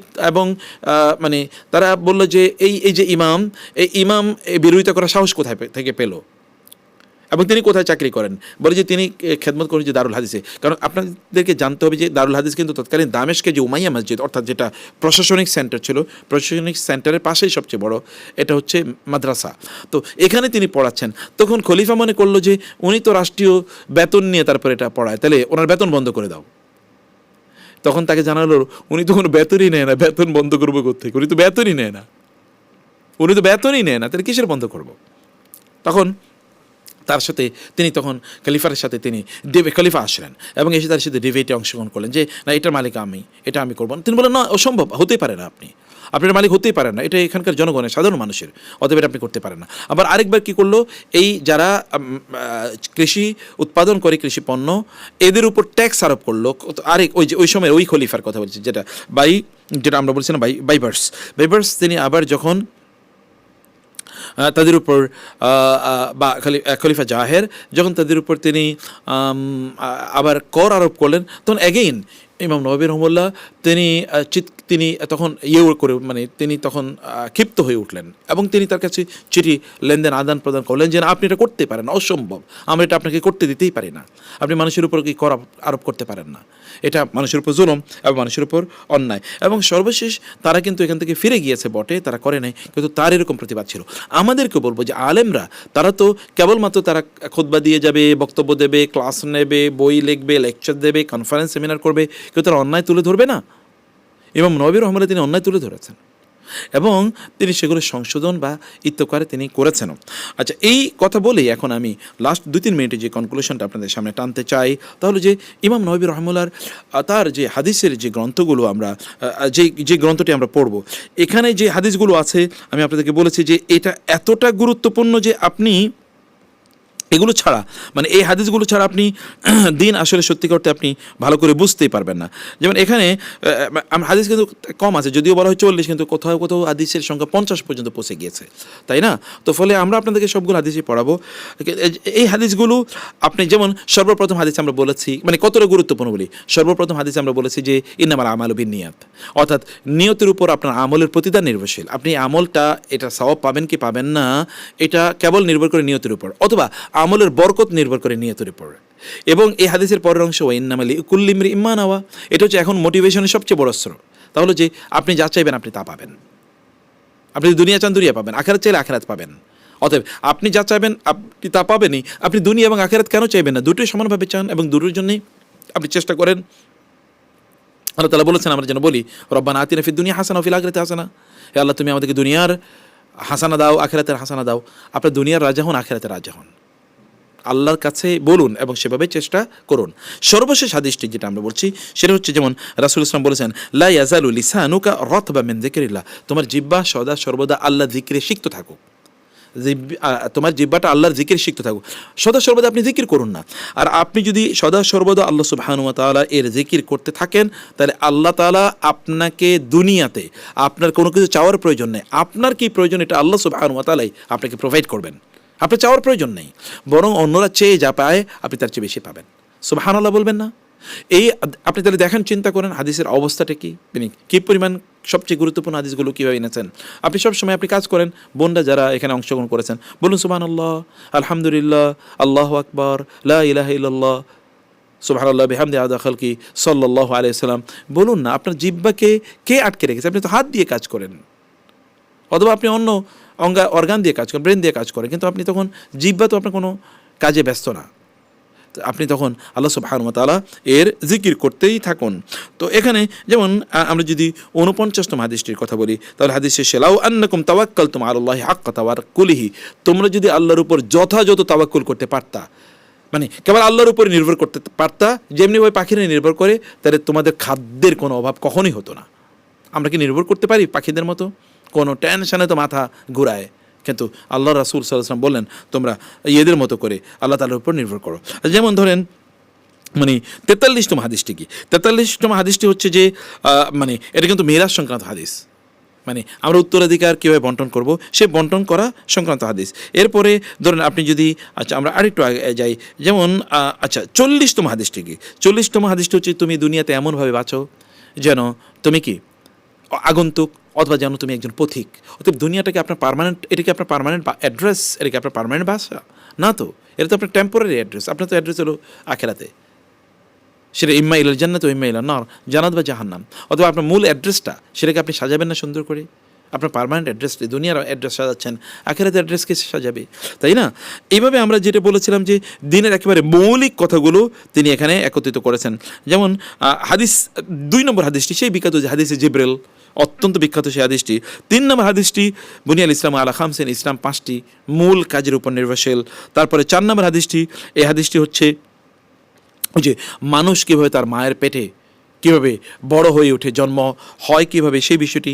এবং 5ম হাদিসটি আপনি দেখবেন যে ওই যে বেদাত সংক্রান্ত হাদিস, যে কেউ যদি দিনের ক্ষেত্রে নতুন কোনো কিছু করে তাইলে সে প্রত্যাখ্যাত হবে এবং তার ওই কাজটাও প্রত্যাখ্যাত হবে। এরকম অনেক বর্ণনা, মানে আমি তো অ্যামেজড হয়ে যাই। আমি বিশ্বাস করি ইমাম নবীর 40 হাদিসের এই গ্রন্থটি কেউ যদি পড়ে, it will be enough for him, for her, ইনশাআল্লাহ। আমরা কি করব এবার, আমাদের মেথোডোলজিটা বলি।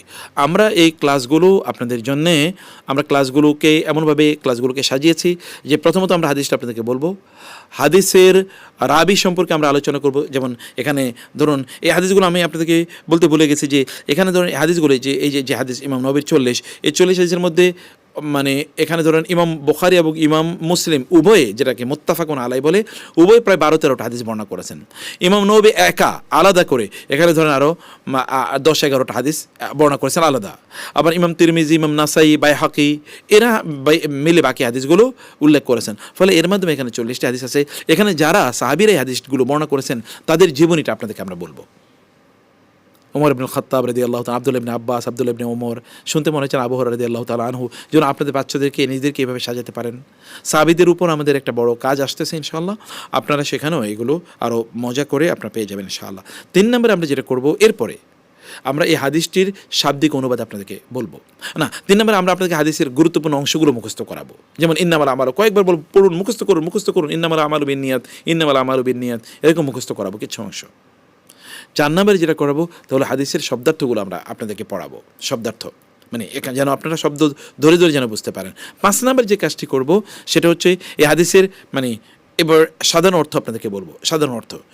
6ষ্ঠ যেটা করবো তা হলো যে এই হাদিসের এবার মানে ব্যাখ্যা আমরা আপনাদের কাছে উপস্থাপন করবো, হাদিসের ব্যাখ্যাকে। এবং 7ম হচ্ছে আমরা প্রত্যেকটি অংশ ধরে ধরে এখান থেকে আমরা কী শিক্ষা পাচ্ছি সেটা আমরা উল্লেখ করবো।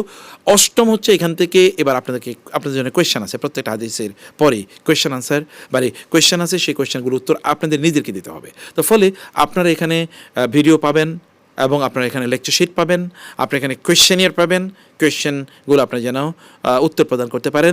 এগুলো সবই আপনারা একেবারে মানে ওয়েবসাইটের মাধ্যমে পাবেন, এলএমএসের মাধ্যমে, মানে লার্নিং ম্যানেজমেন্ট সফটওয়্যার বা যে লার্নিং ম্যানেজমেন্ট সিস্টেম এর মাধ্যমে আপনারা পাবেন। সেখানে আপনাদের জন্য এটা সবসময় থেকে যাবে ইনশাআল্লাহ। এবার আমরা আপনাদেরকে বলি যে আপনারা একটু দাওয়াতি কাজ করেন, প্লিজ অন্যদেরকে দাওয়াত দেন, তারাও যেন কোর্সটা করে। আপনি নিজে কেবল জানাতে যাবেন, অন্যদেরকে জানাতে নিতে হবে না। আপনি নিজেও দায়ী হতে পারেন। কিভাবে? যখন আপনি অন্যদেরকে এই কাজে অংশগ্রহণের জন্য দাওয়াত প্রদান করবেন। আমরা চলুন আমাদের পরিবার এবং অন্যদেরকে নিয়ে এই কোর্সটা করি। সপ্তাহে তো 2 দিন ক্লাস, খুব বেশি কিছু না, তাই না? খুব বেশি কিছু না। প্লিজ এখানে অন্তর্ভুক্ত হন, জয়েন করুন। আল্লাহ তাআলা আমাদের সবাইকে এই কোর্সটি এবং এই হাদিসগুলো সবচেয়ে সুন্দরভাবে যেন আমরা বুঝতে পারি, আল্লাহ তাআলা আমাদেরকে সেই তৌফিক দান করুন। আল্লাহুম্মা আমিন। হাযা ওয়া সাল্লাল্লাহু সুবহানাহু ওয়া তাআলা নবিয়ানা মুহাম্মদ ওয়া আলিহি ওয়া সাহবিহি আজমাইন। সুবহানাকা আল্লাহুম্মা ওয়া বিহামদিকা আশহাদু আল্লা ইলাহা ইল্লা আনতা আস্তাগফিরুকা ওয়া আতুবু ইলাইক। ওয়াসসালামু আলাইকুম ওয়া রাহমাতুল্লাহি ওয়া বারাকাতুহু। আমার আলোচনা শেষ। এবার আপনাদের যদি কোনো প্রশ্ন থাকে ইনশাআল্লাহ তাহলে আমরা একটু প্রশ্ন উত্তর সেশনে একটু যাই। কোনো প্রশ্ন আছে কিনা বলুন তো কেউ?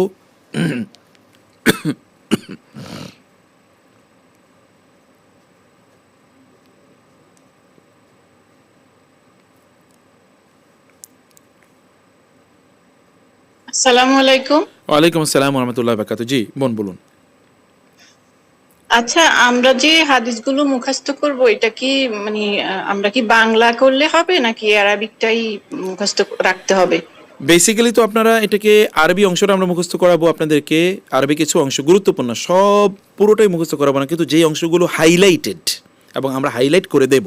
আপনাদের লেকচার শিটগুলো খুবই সুন্দর, দুই ধরনের লেকচার শিট আপনারা পাবেন। বেশ করে আপনারা যেটাকে ওয়ার্ডের লেকচার শিট পাবেন, সেখানে দেখবেন হাইলাইট করা, অনেক ধরনের কালার ব্যবহার করা যেন আপনাদের ভালো লাগে, ওটা মুখস্থ করবেন। আর হাদিসের অর্থ তো মুখস্থ করতে হবে, এটাকে মিশন নিতে হবে যে আমি এগুলো মুখস্থ করেই ছাড়বো। অর্থ তো অবশ্যই মুখস্থ করব, কিন্তু মানে আরবিকটাও কি মনে রাখতে হবে নাকি? আর এটা মনে রাখা ভালো, রাসূলের মুখের কথা তো আপনি বরকত পাবেন। যেমন ইন্নামাল আমালু বিনিয়াতিহি তো আপনার মুখস্থ আছেই, এরকম আর কি। এরকম ছোট ছোট অংশ মুখস্থ করাবো, বারাকা পাবেন ইনশাআল্লাহ। জি, এরপরে প্লিজ। জি হ্যাঁ, আমি এই কোর্সে ভর্তি হয়েছি। এখন আমি যদি এই কোর্সটা করি, আমার যে স্ত্রী আছে উনি তো এই কোর্সে ভর্তি হয় নাই, তাহলে আমরা দুজনেই যদি এই কোর্স থেকে একসাথে আমরা লাইভ শুনি, তাহলে কি মানে কোনো এরকম বা আপনাদের কাছ থেকে কোনো পারমিশন নিতে হবে কিনা? একটু পারমিশন তো নিতে হবে, একটু টেকনিক্যাল ইস্যু আছে, কোনো সমস্যা নেই। জ্ঞান তো দিনই জ্ঞান অর্জন করা, আপনি শুধুমাত্র আরও কয়েকজনকে রেফারেন্স দেবেন, দাওয়াতি কাজ করেন ইনশাআল্লাহ, তারা যেন আসে, তারা যেন জয়েন করে ইনশাআল্লাহ। না, এখন আপনি আমাদেরকে পারমিশন দিবেন কিনা যে দুইজনে একসাথে? হ্যাঁ বললাম তো, করেন ইনশাআল্লাহ। তারপর আমাদের একটু ওস্তাদের সাথে কথা বলে নিয়েন, আর আপনি করেন, কোনো সমস্যা নেই ইনশাআল্লাহ। কিন্তু এটা কাফারা স্বরূপ আপনি আরও কয়েকজনকে দাওয়াত দেবেন ইনশাআল্লাহ। ঠিক আছে ওস্তাদ, ঠিক আছে। ওয়ালাইকুম আসসালাম ওয়া রাহমাতুল্লাহি ওয়া বারাকাতুহু। জি বোন। ওয়ালাইকুম আসসালাম। জি স্যার, আমাদের এই কোর্সের মধ্যে কি আমাদের পরীক্ষাগুলো কেমন হবে? কুইজ থাকবে? হ্যাঁ, কুইজ থাকবে আপা, কুইজ থাকবে, কুইজের মতো করে পরীক্ষা হবে। আপনাদের কোনো টেনশন নাই ইনশাআল্লাহ, it will be very easy. একেবারে মানে আলোচনা, লেকচার এবং ওইখান থেকে মানে যে নোটস আছে ওই নোটসে আপনার শুধু লেকচার শুনলেই হবে, এরপরে দেখবেন যে আপনার কী বলা উচিত ওইখানে আপনি পেয়ে যাবেন, মানে কোয়েশ্চেনের উত্তর পেয়ে যাবেন। রাতে যেভাবে আমরা কুইজ এগুলা করি ওরকম ভাবে এগুলা থাকবে, কুইজগুলা রেগুলার থাকবে থাকবে, আমাদের? প্রত্যেক ক্লাসের উপরে কোর্স থাকবে আর প্রত্যেক ক্লাসের উপর, প্রত্যেক হাদিসের উপর কুইজ কোনো থাকবে ইনশাআল্লাহ। কোনো সার্টিফিকেট? হ্যাঁ, সার্টিফিকেট থাকবে ইনশাআল্লাহ, সার্টিফিকেট থাকবে যেন আপনার নিজের এরপরে পড়াতে পারেন ইনশাআল্লাহ। কমপক্ষে 40 হাদিস পড়াবেন অন্যদেরকে, এভাবে সার্টিফিকেট দেওয়া হবে ইনশাআল্লাহ। স্যার, এই বয়সে এসে এত মুখস্থ করতে পারবো কিনা? আল্লাহ তৌফিক দেন, আল্লাহর কাছে দোয়া করি, আল্লাহর কাছে বলতে হবে। আল্লাহ তাআলার ভান্ডারে তো অভাব নাই, তিনি যদি আপনাকে হাদিসের হাফেজা বানিয়ে দেন, তাহলে তার পক্ষে কি এটা অসম্ভব? No, never never. দোয়া ইনশাআল্লাহ। জি, আল্লাহুম্মা আমিন, আল্লাহুম্মা আমিন। লাস্ট কোয়েশ্চেন নেই, লাস্ট কোয়েশ্চেন। জি আসসালামু আলাইকুম রাহমাতুল্লাহি ওয়া বারাকাতুহু। সম্মানিত ওয়ালাইকুম শাইখ, জি আমার দুইটা বাচ্চা আমি এখানে ভর্তি করেছি। আমার এক ছেলে 12 বছর আর আমার মেয়েটা 9 বছর। তা আমি চাচ্ছি সংক্ষিপ্ত আকারে শিখাবো এইটা না, 40 হাদিস যেভাবে আসছে বড় বড় আমি ওইভাবেই মুখস্থ করাতে চাচ্ছি। আল্লাহ কবুল তা করুন। আপনি যে বললেন এখানে পয়েন্ট আকারে আপনি ছোট ছোট করে করবেন, আমি ওইটা চাচ্ছি না শাইখ, আমি চাচ্ছি আপনি পুরাটাই শিখাবেন। না, খুবই আপনি গুরুত্বপূর্ণ কথা বলেছেন বোন, এবং আমি আপনার বাচ্চাদের জন্য দোয়া করি আল্লাহ তাআলা ওদেরকে হাফিজুল কোরআন, হাফিজুল হাদিস বানিয়ে নেন, আল্লাহুম্মা আমিন। আমরা যে বিষয়টি বলছি তা হলো যে মানে সবচেয়ে হাদিসের যেই অংশটা বেশি হাইলাইটেড, বেশি গুরুত্বপূর্ণ, ওইটাকে আমি এমনি দেখিয়ে দিয়েছি হাইলাইট করে, কিন্তু মুখস্থ তো পুরোটাই করাবো। যারা পুরোটা মুখস্থ করতে চান না তারা ওই হাইলাইটেড পার্টটা মুখস্থ করলে হবে, আদারওয়াইজ পুরোটাই মুখস্থ করবেন ইনশাআল্লাহ। আলহামদুলিল্লাহ, আলহামদুলিল্লাহ, জাযাকাল্লাহু খাইরান। আল্লাহ সহজ করে দেন। আসসালামু আলাইকুম। ওয়ালাইকুম আসসালাম ওয়া রাহমাতুল্লাহি ওয়া বারাকাতুহু। জি শাইখ, আমি একজন প্রবাসী, আমি নিউজিল্যান্ড থেকে বলতেছি। তো আমি এই কোর্সে ভর্তি হয়েছি। আসলে আমাদের এইখানের টাইম আর বাংলাদেশের টাইম 7 ঘন্টা পার্থক্য।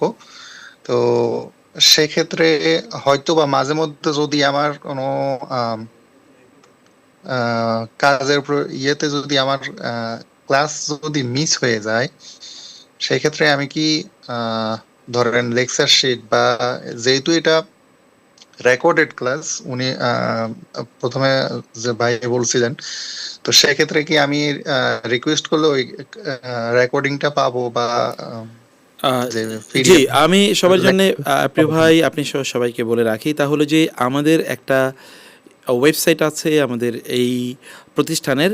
এই ওয়েবসাইটের মাধ্যমে এই ওয়েবসাইটে এই কোর্সের সকল ম্যাটেরিয়াল দেওয়া থাকবে, লেকচার শিট দেওয়া থাকবে, ভিডিও দেওয়া থাকবে, কুইজ দেওয়া থাকবে। এগুলো সব ডাউনলোডেবল, আপনি যখন মনে চায় তখন আপনি এটা নিতে পারবেন, আপনি দেখতে পারবেন। আপনার নাম রেজিস্টার করা থাকবে, আপনাকে পাসওয়ার্ড দেওয়া হবে, আপনার আইডি থাকবে, ওই আইডি দিয়ে এবং পাসওয়ার্ড দিয়ে আপনি কেবলমাত্র ওই ওয়েবসাইটে ঢুকতে পারবেন এবং সেখানে গিয়ে আপনি এটা দেখবেন। কোনো সমস্যা নেই, কোনো সমস্যা নেই। আপনি একেবারে ফুল চমৎকার দেখবেন, চমৎকার ইনশাআল্লাহ। আসসালামু আলাইকুম ওয়ালাইকুম আসসালাম ওয়া রাহমাতুল্লাহি ওয়া বারাকাতুহু। জি স্যার, আমাদের এই কোর্স করার জন্য কি কোনো বই কিনতে হবে? একটু দয়া করে না জানাবেন। না, আমি তো সব দিয়ে দিচ্ছি, আপনারা সব পেয়ে যাবেন, কিচ্ছু কিনতে হবে না ইনশাআল্লাহ। লেকচার সিরিয়া না, ওগুলো প্রিন্ট করে নেবেন, ওগুলো প্রিন্ট করবেন ইনশাআল্লাহ সবাই। আসসালামু আলাইকুম। ওয়ালাইকুম আসসালাম। আমার মনে হয় this going to be last question, কারণ আমার ক্লাস আছে। জীবন। আসসালামু আলাইকুম। ওয়ালাইকুম স্যার, আসসালাম। আপনি যে 3টা বইয়ের কথা উল্লেখ করলেন, সেই 3টা বইটা যদি আবার মেনশন করে দিতেন আচ্ছা, তাহলে ভালো খুবই হতো। গুরুত্বপূর্ণ কথা। আমার মনে হয় 1 নম্বর বইটা হচ্ছে এই যে আল আরবাউন আন-নওবিয়্যা, যেটা আপনারা পাবেন ইমাম নওবীর 40 হাদিস, এ নামে বাজারে বই আছে। 2 নম্বর হচ্ছে রিয়াদুস সালিহিন, অনুবাদ আছে। 3 নম্বর হচ্ছে আল আযকার। আল আযকার, আযকার মানে জিকিরের বহুবচন, মানে এই সকাল সন্ধ্যা কখন কোন জিকির আজকার আমরা করব, নামাজের মধ্যে কোন জিকির, অন্য সময় কি জিকির, এই সব কিছু মিলিয়ে অসাধারণ একটা বই আল আযকার। এই 3টাকেই আপনারা বাসায় রাখবেন ইনশাআল্লাহ, নিজেরা পড়বেন, বাচ্চাদেরকে নিয়ে পড়বেন, ফ্যামিলি সবাই সহ পড়বেন, কাউকে চাইলে গিফটও করতে পারেন এই 3টা বই। তো বারাকাল্লাহ ফিকুম। আজকে আপনারা অনেকেই অংশগ্রহণ করেছেন মাশাআল্লাহ। যারা এখনও জয়েন করেন নাই সবাইকে আমরা অনুরোধ করবো, এবং যারা জয়েন করেছেন আমাদের সাথে অলরেডি, আমি আপনাদেরকে নাসিহা করবো যে আপনারা অন্যদেরকে দাওয়াত দেন, তারা যেন এই কোর্সটি করে ইনশাআল্লাহ। এটা মাল্টি বেনিফিট তারা পাবে ইনশাআল্লাহ। আল্লাহ তাআলা আমাদের এই প্রচেষ্টাগুলোকে কবুল করে নেন, এবং আল্লাহ সুবহানাহু ওয়া তাআলা এর জাযা আমাদেরকে আখিরাতে সর্বোত্তম জাযা প্রদান করুন। আল্লাহুম্মা আমিন। বারাকাল্লাহ ফিকুম। হে আল্লাহ, তুমি আমাদের আজকের আয়োজনটাকে কবুল করে নাও, এবং আমাদের তোমার রাসূলের কথাগুলো যেন আমরা উত্তমভাবে বুঝতে পারি, সেই তৌফিক আমাদেরকে দিও আল্লাহ। এবং তোমার রাসূল বলেছে আল্লাহ তাআলা, তুমি যেন যারা তোমার রাসূলের কথাগুলো শোনে, শেখে এবং সেগুলো মানুষের কাছে পৌঁছে দেয়, তাদের চেহারাগুলোকে তুমি আলোকিত করে দেবে। তুমি দুনিয়ায় যেমনিভাবে আলোকিত করে দেবে, আখিরাতে আমাদের গোটা জীবনকে আলো দিয়ে পূর্ণ করে দিও আল্লাহ। তুমি আমাদেরকে আলো দিয়ে পূর্ণ করে দিও যেন আমরা কিয়ামতের সেই কঠিন ভয়াবহ অন্ধকারাচ্ছন্ন ময়দান পার হয়ে যেন জান্নাতের সেই আলো ঝলমলে জায়গায় নিজের স্থান করে নিতে পারি, সেই মর্যাদা তুমি আমাদেরকে দিও আল্লাহ। এই হাদিসের উসিলায়, এই হাদিসের জ্ঞানের এই প্রচেষ্টার কারণে আল্লাহ, এবং আমাদের জন্যে তুমি এই কাজটাকে সহজ করে দিও। আমরা এই 40 হাদিস মুখস্থ করতে চাই, সেভাবে আমল করতে চাই আল্লাহ। তুমি আমাদের আমলের মধ্যে বারাকা প্রদান করো। আমাদের প্রত্যেকেরে তোমার দিনের জন্যে বেঁচে থাকা, এবং যদি মারাও যাই তাহলে দিনের উপরে যেন আমরা মারা যাই, সেই মর্যাদা এবং সম্মান, সেই তৌফিক তুমি আমাদেরকে দিও আল্লাহ। আল্লাহুম্মা আমিন। আমাদের পরিবারগুলো তুমি শান্তি দিয়ে পূর্ণ করে দিও, আমাদের রাষ্ট্রকে তুমি সুখ সমৃদ্ধি দিয়ে পূর্ণ করে দাও আল্লাহ। মুসলিম উম্মাকে তুমি মুক্তি দান করো, মুসলিম উম্মাকে তোমার এবং তোমার রাসূলের দেয়া পথ এবং পদ্ধতি অনুসারে যেন চলতে পারি, সেই তৌফিক দান করো। আমাদেরকে কোরআন বোঝার তৌফিক দান করো, রাসূলের সুন্নাহ এবং হাদিস অনুসারে চলতে পারি, সেই তৌফিক আমাদেরকে দান করো আল্লাহ। আল্লাহুম্মা আমিন। هذا وصلى الله سبحانه وتعالى نبينا محمد وآله وصحبه أجمعين. سبحانك اللهم وبحمدك أشهد أن لا إله إلا أنت أستغفرك وأتوب إليك. والسلام عليكم ورحمة الله وبركاته.